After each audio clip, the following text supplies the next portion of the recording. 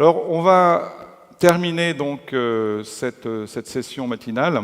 Et avant de recevoir Madame la Ministre, je ne pouvais pas rêver meilleur speaker que quelqu'un que je connais depuis un certain nombre d'années, que j'admire beaucoup, et qui a passé sa vie à écrire l'avenir. Donc, j'ai le plaisir d'inviter Jacques Attali à nous rejoindre sur la scène.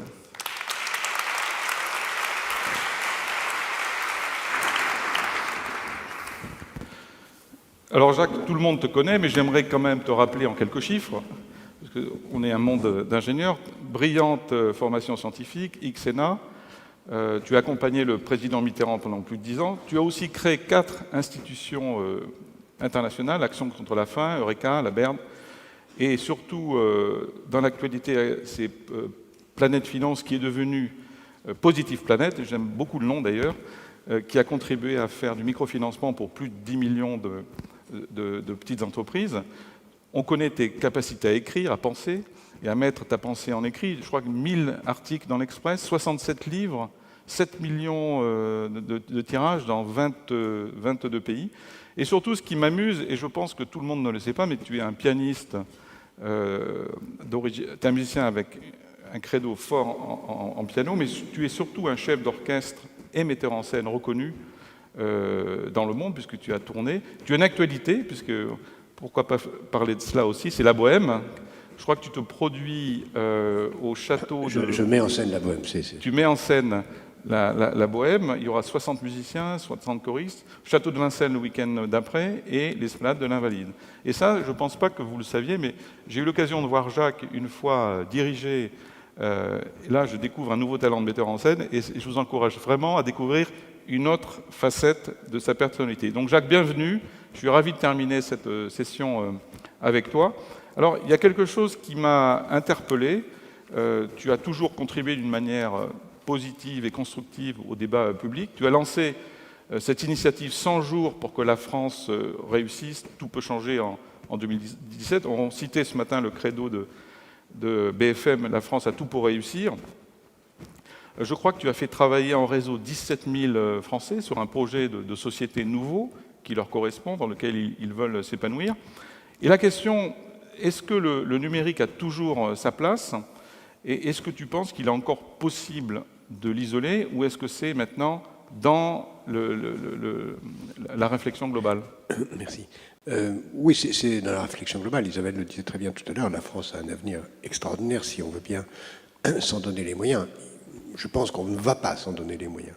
Je suis très inquiet et sceptique sur ce qui va se jouer dans les prochaines élections présidentielles, parce que pour changer les choses, Isabelle l'a très bien expliqué, il faut expliquer, le mettre dans un contexte. Et dans ce cas-là, ça passe. Aujourd'hui, on est dans une campagne présidentielle qui est purement une opposition de personnes, combat de coq, où il n'y a aucune idée, et même la façon dont le gouvernement actuel conduit les réformes ne les met pas dans une perspective qui permet de les faire admettre. Donc ce que nous avons voulu faire, c'est de montrer qu'un grand projet est possible, réaliste, finançable, avec d'énormes réformes, mais qui ne peuvent être appliquées que si elles sont expliquées avant, débattues avant, d'où l'importance de débattre en 2016 d'idées et non pas de personnes, et dans lequel le numérique, en effet, toute sa place. Alors, il y a quelques propositions spécifiques au numérique, par exemple l'autodétermination informationnelle, l'ensemble des grandes réglementations à mettre en place pour le droit, les grands projets que l'administration doit lancer, mais comme tu le dis très justement, c'est partout, c'est dans toutes les dimensions de nos sociétés, et en ayant conscience que c'est pas seulement le numérique dans lequel nous devons rattraper un retard, et nous avons beaucoup de retard, c'est pas seulement la formation permanente qui est absolument fondamentale, c'est pas seulement le numérique dans l'éducation et dans la santé qui sont absolument stratégiques pour réduire les coûts des dépenses publiques sans réduire la qualité des services. L'État peut faire beaucoup mieux avec beaucoup moins si c'est numérisé, mais c'est aussi prendre les devants sur un grand nombre de chantiers qui vont venir, sur lequel la France a en effet, par ses capacités d'ingénieur, beaucoup de moyens, dont on ne parle pas beaucoup, c'est le web sémantique, le parallel processing, le 3D, l'intelligence artificielle, la réalité augmentée, et au-delà de ça, les biotech, qui ne sont rien sans le numérique, les nanotechnologies, qui en plus, elles non plus ne sont rien sans le numérique, et la grande science d'après-demain, mais qui est aujourd'hui déjà absolument déterminante de tout, de l'éducation, de la santé, de la distraction, du commerce, etc., qui va être la grande science du XXIe siècle, c'est-à-dire les neurosciences. Donc, tout ça, nous avons un potentiel en France énorme, et dans ce projet, nous montrons comment il faut commencer tout de suite. C'est un peu un projet 2.0 où finalement on met des personnes et des idées en réseau pour qu'ils construisent la société de demain. Alors justement, en parlant de l'avenir, j'ai toujours admiré ta capacité à préempter ou à donner des signaux faibles sur les tendances lourdes du futur. Alors, dans toutes les prévisions que tu as faites, est-ce qu'il y en a qui se sont réalisées? Est-ce qu'il y en a qui t'ont surpris, qui sont arrivés tout d'un coup? Et est-ce qu'il y en a qui ne sont pas arrivés? Est-ce que tu pourrais faire une petite synthèse de toutes tes réflexions? Ce serait difficile sans... Comme ça, je te demanderai qu'est-ce qui va se passer plus tard. Sans me vanter ou faire un mea culpa excessif, mais c'est vrai que très tôt, j'ai vu l'arrivée de l'ordinateur individuel avant qu'il arrive, YouTube 20 ans avant que ça arrive, le basculement sur le Pacifique 15 ans avant qu'on en parle, le téléphone mobile bien avant que le concept Average. J'ai inventé ce mot de objet nomade et du nomadisme qui a dégénéralisé.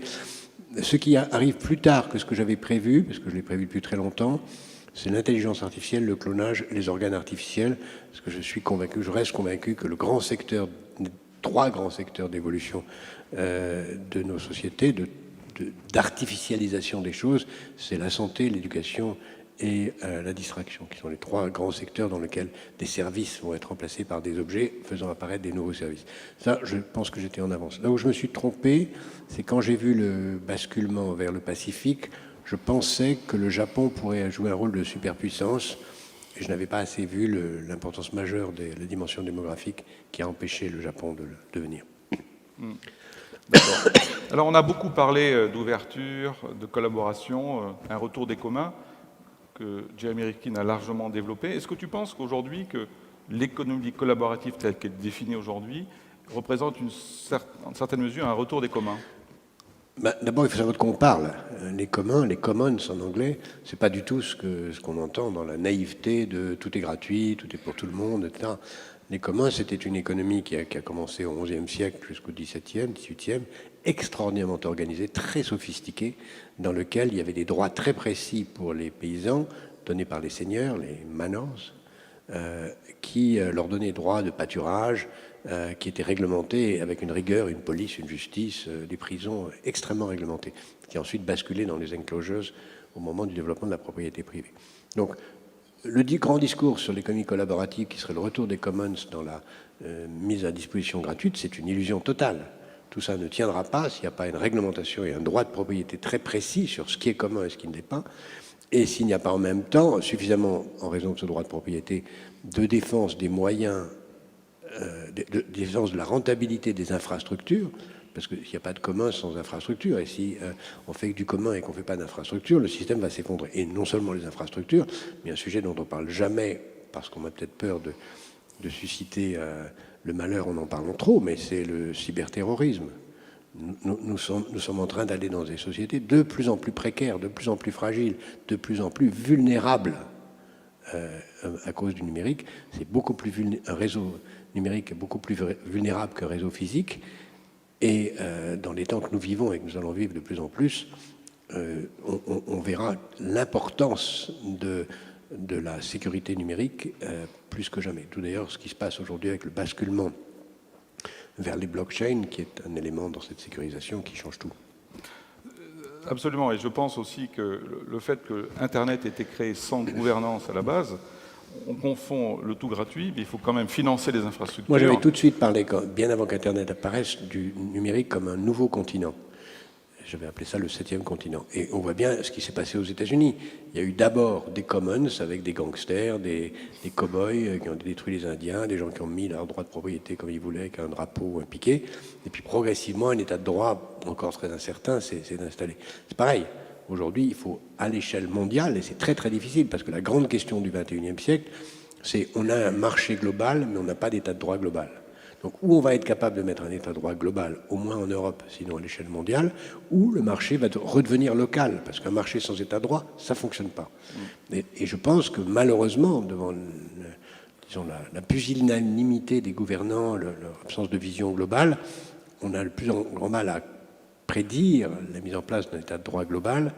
Et donc, on peut s'attendre, comme on l'a vu à la fin du XVIIIe ou du XIXe siècle, à un retour de « moi d'abord, chacun pour soi », dont le Brexit n'est qu'une des images, une des dimensions parmi d'autres. « Moi d'abord » étant la grande... « Moi d'abord » et « c'était mieux avant », c'est les grands mots de l'idéologie dominante, suicidaire pour nos nations comme pour nos entreprises. C'est vrai que quand on voit la turpitude du monde actuel, c'est difficile d'imaginer une gouvernance qui sied à tout le monde. Ça, pourtant, c'est nécessaire. Je ne dis pas un gouvernement mondial, mais un état de droit planétaire, en particulier un droit de propriété clairement assumé sur les données, avec à l'inverse une assurance, une vérification par des auditeurs externes de la confidentialité des données qu'on prétend nous assurer, mais que personne ne vérifie, est absolument essentiel. On l'a vu avec Apple, voilà. Qui a fait son mea culpa. Alors, un de tes derniers essais qui était passionnant, Peut-on prévoir l'avenir? Tu proposes une sorte de méthode prospective pour aider à chacun d'entre nous à déchiffrer son destin.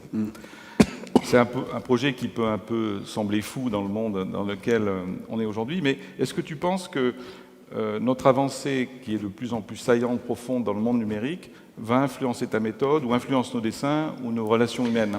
On le voit avec nos enfants, Isabelle. On a de plus en plus de moyens de prédire l'avenir.